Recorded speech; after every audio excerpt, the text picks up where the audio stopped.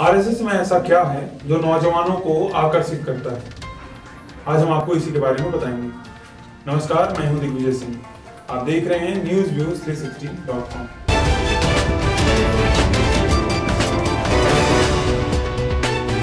(1925) में डॉक्टर केशव बलिराम हेडगेवार ने संघ की स्थापना की। संघ की स्थापना जिस उद्देश्य से किया गया वो साफ था कि लोग पश्चिमी विचारधारा, पश्चिमी जीवन शैली में खो न जाए, हमारी भारतीय संस्कृति कहीं धूमिल न हो जाए।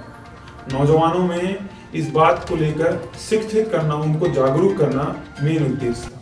1938 में तत्कालीन कांग्रेस अध्यक्ष सुभाष चंद्र बोस ने अपने महाराष्ट्र के प्रांतीय अध्यक्ष को यह पत्र लिखा।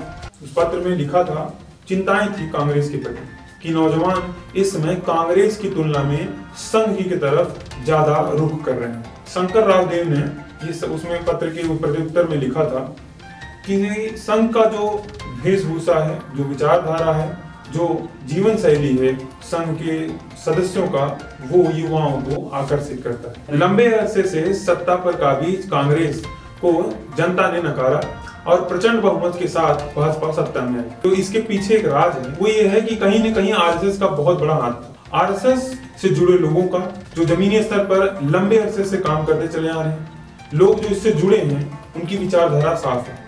क्योंकि कांग्रेस एक तरफ जहां सेकुलरिज्म की विचारधारा को अपनाता है, तो कहीं न कहीं राष्ट्रवाद को ज्यादा महत्व देता है। बात करें नौजवानों का आरएसएस से जुड़ने की, वो क्यों जुड़ रहे हैं? जुड़ना स्वाभाविक है। हर व्यक्ति, हर नौजवान और देश का प्रत्येक नागरिक यह चाहता है कि उसके देश का गौरव पूरे विश्व में शीर्ष पर हो।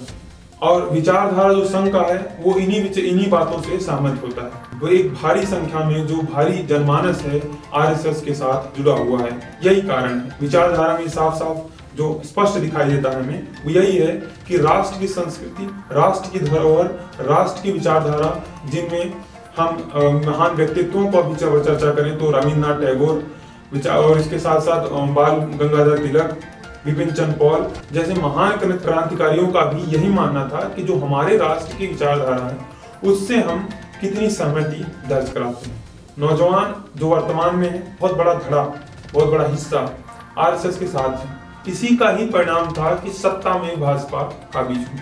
अगर हम वर्तमान की स्थिति देखें तो 1,80,000 के लगभग उपक्रम भारत में इस समय कार्यरत हैं आरएसएस के। चाहे वो दलितों के लिए कार्य कर रहे हो, चाहे वो शिक्षा के प्रति काम कर रहे हो, और ये कोई सरकार से अनुदान नहीं लेते, बल्कि इसके सदस्य स्वयं ही अपने स्वचेतन से ही इन पर काम करते हैं। चाहे वो बुद्ध विवेक का हो, चाहे वो उनके जमीनी स्तर पर कार्य करने की, सेवाएं देने की, चाहे राष्ट्र की आपातकालीन स्थिति की बात करें, प्राकृतिक घटना घटे जिससे जनता, नागरिक को, देश को क्षति पहुंचे, उसमें निस्वार्थ सेवा के लिए तत्पर ये संघ की सबसे बड़ी खासियत है कि 1950 के दशक में जब एक तरफ देश में कांग्रेस, सोशलिस्ट और कम्युनिस्ट तीनों की विचारधाराएं विश्वविद्यालय परिसर में, आम समाज में विचार विमर्शों में फैली हुई थी, वहीं दूसरी तरफ जमीनी कार्रवाई करते हुए संघ अपने देश में पांव पसार रही थी।